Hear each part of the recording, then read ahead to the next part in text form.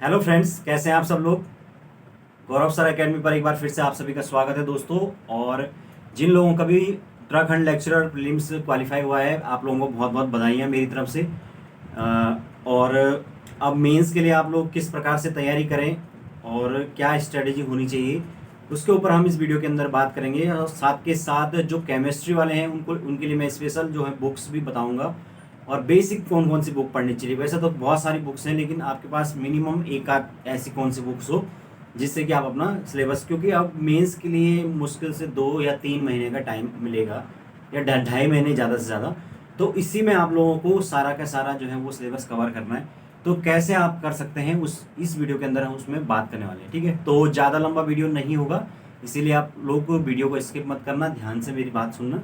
ठीक है, तो अगेन सबसे पहले तो भाई कॉन्ग्रेचुलेसन। केमिस्ट्री की बात करूँ और मैं, तो कट ऑफ काफ़ी नीचे आई। एक्सपेक्टेड मैंने 70 बोली थी, लेकिन 65 जो है वो कट ऑफ आई है, तो उस हिसाब से तो काफ़ी कम आई है। वैसे मैंने 70+ अपने उसमें बताया था, जो रिव्यू मैंने बताया था, तो उसमें 70+ मैंने बताया था। ठीक है, पर कोई बात नहीं, चलो जो भी है, जिनका भी वो है वो बहुत बहुत बधाइयाँ उनको। और हिंदी में भी मैंने देखा है कि कट ऑफ काफ़ी नीचे है, लेकिन कुछ सब्जेक्ट्स जैसे कि मैथ्स है तो उसमें बहुत ज़्यादा कट ऑफ गई है, 90+। तो कहीं बच्चे ऐसे हैं जिनका सब्जेक्ट बहुत अच्छा है, लेकिन स्टिल क्योंकि इन चीज़ों में जीएस वगैरह और प्रीलिम्स के पोर्शन उनके उतने अच्छे नहीं थे, तो इसलिए उनका क्वालिफाई नहीं हो पाया। तो उनके लिए थोड़ा डिसअपॉइंटमेंट तो होती है, क्योंकि उनका सब्जेक्ट बहुत अच्छा है, लेकिन स्टिल जो है क्योंकि उनके प्रीलिम्स नहीं हो पाया तो इसलिए वो बाहर हो गए। और बहुत सारे बच्चे ऐसे भी हैं मेरे जानने वाले, जिनको मतलब मेंस जिनका सब्जेक्ट नहीं है, जिनको सब्जेक्ट से कोई खास मतलब नहीं है, लेकिन वो क्योंकि तैयारी वाले थे, वो उत्तराखंड की तैयारी या अदर कंपटीशन एग्ज़ाम की तैयारी वाले थे, तो इस वजह से उनका निकल गया आसानी से। ठीक है, खैर अब जिसका निकल गया तो वो अब मेंस के लिए अच्छे से तैयारी करें और अपने आप को प्रिपेयर करें। तो सबसे पहले बेसिकली आपके पास जो बेसिक बुक होनी चाहिए दोस्तों, वो होनी चाहिए एनसीईआरटी। ओके, क्योंकि आपका जो 11th और 12th का आपने टीचर बेसिकली बनना है, तो सबसे पहले 11th और 12th की जो एनसीईआरटी है वो हमने अच्छे से पढ़नी है। तो उसमें प्रत्येक सब्जेक्ट में आपकी एनसीईआरटी आती है, आप जानते हैं। जैसे कि ये केमिस्ट्री की अगर मैं बात करूँ, तो ये आपका केमिस्ट्री में ये 11th की आपकी, ये 11th की है पार्ट 1, है ना। ऐसे ही ये 11th की पार्ट 2 है, दो दो पार्ट में ये किताब आती है। तो और सब्जेक्ट के लिए भी इस प्रकार की बुक्स आती हैं, तो आप इस प्रकार की बुक परचेज़ कर लीजिए।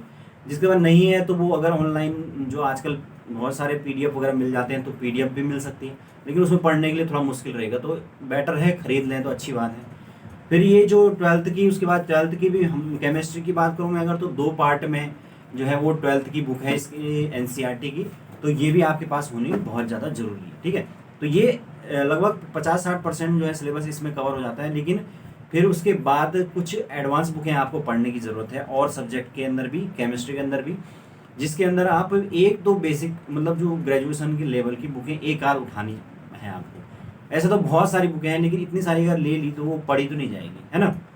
और जैसे अगर मैं ऊपर की बुक्स में मैं केमिस्ट्री की स्पेशली बात करूँगा, क्योंकि मेरे पास उसी की बुक्स हैं, बाकी तो मेरे पास और सब्जेक्ट की बुक्स नहीं है। लेकिन और सब्जेक्ट वाले भी अपने हिसाब से देखें कि हमारे पास क्या ग्रेजुएशन के अंदर हम अवेलेबल बुक्स थे, हम उसको जिस बेस्ट बुक जिसको यूज़ कर सकते हैं। जैसे कि अगर मैं बात करूँ एक केमिस्ट्री की, तो ये फिजिकल केमिस्ट्री की है आपका, अरुण बहल, BS बहल की, एस चांद पब्लिकेशन। तो ये एक अच्छी बुक है, केमिस्ट्री की काफ़ी अच्छी बुक है ये, और ये है आपका फिजिकल केमिस्ट्री के लिए, तो ये अच्छी बुक है। और उसके अलावा यहाँ पर मेरे पास एक ऑर्गेनिक केमिस्ट्री की है, ये भी अरुण बहल, BS बहल, एस चांद पब्लिकेशन की बुक है। तो इसमें भी काफ़ी कुछ आपको मिल जाएगा, तो इससे भी काफ़ी सिलेबस कवर हो रहा है। उसके अलावा जो है यहाँ पर ये आपका, अगर मैं बात करूँ एडवांस इनऑर्गेनिक केमिस्ट्री, इनऑर्गेनिक वैसे तो काफ़ी पोर्शन तो 11th और 12th की जो एनसीईआरटी उससे कवर हो रहा है, लेकिन बहुत सारी चीज़ें जो है उसमें अवेलेबल नहीं है, या उतनी अच्छी तरीके से नहीं है, तो वो इससे कवर हो जाएगी। ये है आपका SD तुली, SK बासु, RD मदन की, एस चांद पब्लिकेशन की है ये भी। तो इस तरीके से आपके पास जो भी आपका सब्जेक्ट है उसकी एक एक ऐसी एडवांस बुक होनी ज़रूरी है, जो कि कम से कम ग्रेजुएशन लेवल की हो, है ना। तो ये ग्रेजुएशन लेवल की बुक्स हैं, तो इनके अंदर क्या होता है, थोड़ा डिटेल में होता है। कोई चीज़ अगर समझ में नहीं आ रही है तो वो डिटेल में होता है, क्योंकि प्रवक्ता के तौर पर आपसे उम्मीद की जाती है कि आप सब्जेक्ट के में थोड़ा एडवांस नॉलेज भी रखते होंगे, है ना। इसीलिए आपको प्रवक्ता बनने के लिए आप जा रहे हैं। ओके, उसके अलावा जैसे केमिस्ट्री में बात करूँ मैं, जैसे एक टॉपिक है हमारे पास स्पेक्ट्रोस्कोपी, तो उसका जो सिलेबस है वो बीएससी में भी नहीं है, एमएससी की बुक से कवर होगा। तो इस प्रकार से ये बुक है आपकी ऑर्गेनिक केमिस्ट्री की वाई आर शर्मा की, तो ये अच्छी बुक है, एमएससी की बुक है ये। तो इसमें स्पेक्ट्रोस्कोपी का काफ़ी अच्छे से दिया हुआ सरल भाषा में, तो ये बुक पढ़ सकते हैं आप स्पेक्ट्रोस्कोपी के लिए, ठीक है।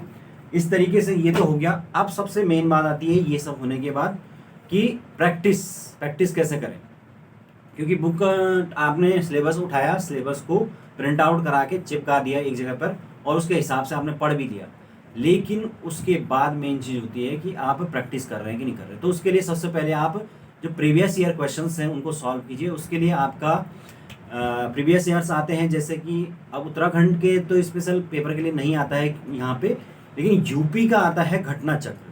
तो घटना चक्र आपका 10 साल का पूरा, उसके अंदर मतलब 10 साल के क्वेश्चंस आंसर होते हैं, उनको उनका एक्सप्लेनेशन भी दिया होता है, तो वो काफ़ी अच्छे तरीके से होता है। तो उसमें आप कवर कर सकते हैं टॉपिक वाइज जो है अपनी चीज़ें, और अच्छे से एक्सप्लेन रहता है, तो वो आप ले सकते हैं, वो कहीं भी आपको मार्केट में मिल जाएगी, ठीक है।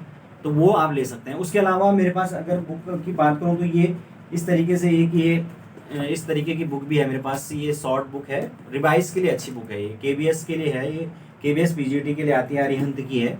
तो इस तरीके की बुक भी अगर आपके पास कोई सब्जेक्ट की हो, ऑनलाइन मिल जाती है, ये अमेजोन पे अवेलेबल है, तो आप वहाँ से परचेज कर सकते हैं।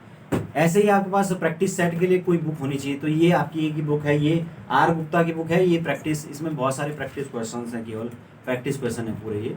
तो इस तरीके की एक बुक होनी चाहिए। तो ये कुछ और बुकें होनी चाहिए। उसके अलावा आपके पास अगर कोई और 11th और 12th के बच्चे हैं तो उनके पास से अगर जो उनकी साइड बुक होती है वो मिल जाए तो अच्छा है, क्योंकि साइड बुक में जो है अच्छे से एक्सप्लेन किया होता है और प्लस उसमें क्वेश्चंस भी दिए होते हैं, तो उससे आपको ज़्यादा हेल्प मिल सकती है, ठीक है। तो ये चीज़ें हैं कुछ।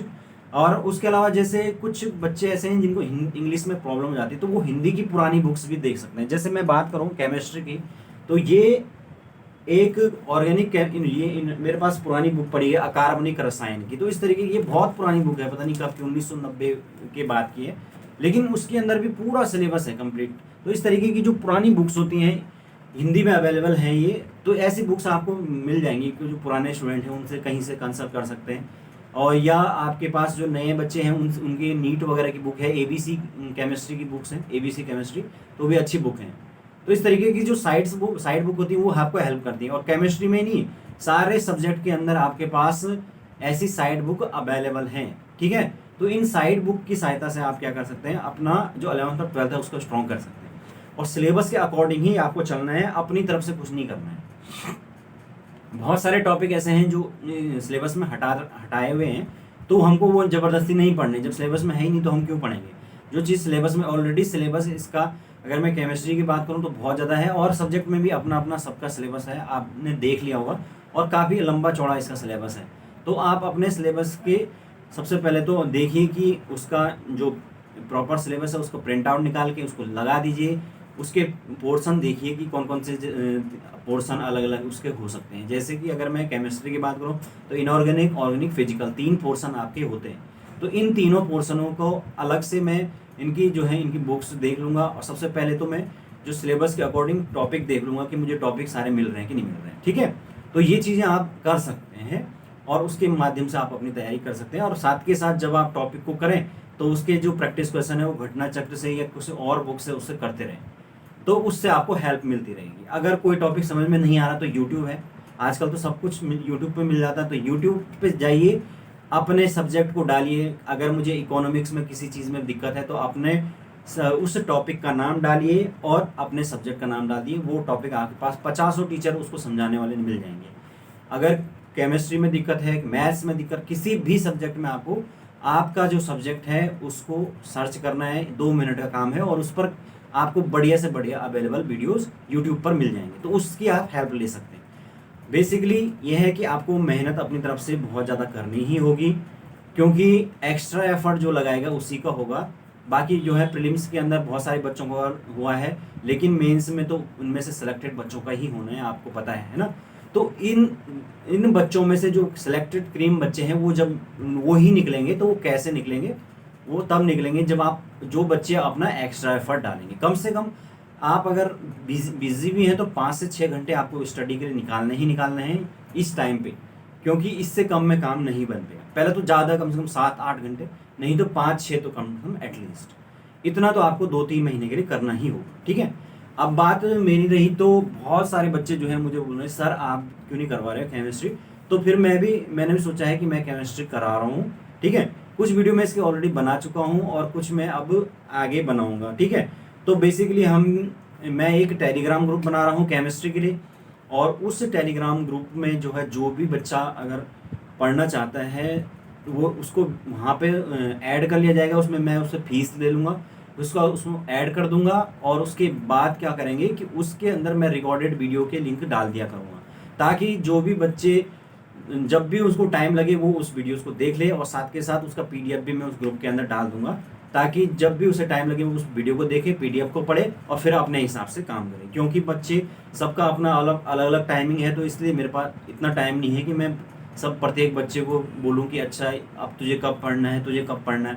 इसलिए मैं रिकॉर्डेड वीडियोस उसमें डालूंगा, पर टॉपिक वाइज जो सिलेबस है उसके अकॉर्डिंग, और बाकी आप अपने हिसाब से पढ़ते रहिए, ठीक है। तो फ्रेंड्स इस वीडियो के अंदर मुझे इतनी बात करनी थी। बाकी आप लोग समझदार हैं सब के सब, जिन लोगों को भी अब एक्चुअल में निकलना है तो वो अपने एक्स्ट्रा एफर्ट्स उसमें डालें, ठीक है, और ज़्यादा से ज़्यादा अपना मतलब बेस्ट देने की कोशिश करें। उसके बाद होना ना होना अलग बात है, और नहीं भी होगा तो आपको उतना दुख नहीं होगा कि लेकिन अगर नहीं हुआ तो, और क्योंकि अगर आपने मेहनत नहीं की और तब नहीं हुआ तो आपको ज़्यादा दुख होगा। क्योंकि आपको पता है दोस्तों, उत्तराखंड के अंदर एक टीचर की वैकेंसी आना में कितना टाइम लगता है, और इस बार संयोग से वो जल्द हो रहा है पेपर, वही बड़ी बात है। फिर अगर कोविड हो गया तो उस वक्त क्या स्थितियाँ होगी कुछ पता नहीं है, ठीक। इसीलिए बेहतर है, अभी तो मुझे लग रहा है 1-2 साल तक तो स्कूलें वैसे भी नहीं खुलने वाली हैं। अगर आपका हो जाता है भगवान की दया से, तो जो रिक्रूटमेंट होगी उसमें आपको ऑनलाइन ही स्टडी करनी है 1 साल तक। तो इससे अच्छा क्या हो सकता है फिलहाल के लिए, है ना। तो बहुत अच्छा मौका है, और इस मौके को हाथ से जाने मत दीजिए। और आप सभी के लिए तैयारी के लिए ऑल द बेस्ट। आप किसी भी सब्जेक्ट की तैयारी कर रहे हैं तो आप अपना बेस्ट दीजिए, और अपने तैयारी को जो है स्ट्रीमलाइन कीजिए, सिलेबस के अकॉर्डिंग पढ़िए, प्रैक्टिस क्वेश्चन को ज़्यादा से ज़्यादा कीजिए, ठीक है। तो फ्रेंड्स इस वीडियो के अंदर इतना ही, और बाकी आप लोग मुझे मेरे व्हाट्सअप नंबर पर मैसेज कर लेना जिन लोगों को भी जुड़ना है, ठीक है। मेरा व्हाट्सअप नंबर मैं डिस्क्रिप्शन बॉक्स में डाल रहा हूँ, और मैं बता भी देता हूँ मेरा व्हाट्सअप नंबर क्या है, 8171354373, ओके। तो इसमें आप मुझे मैसेज कर सकते हैं जो भी लोग आप मेरे साथ टेलीग्राम ग्रुप पे जुड़ना चाहते हैं, ठीक है। तो फ्रेंड्स इस वीडियो के अंदर इतना काफ़ी है। Thank you so much, have a good day.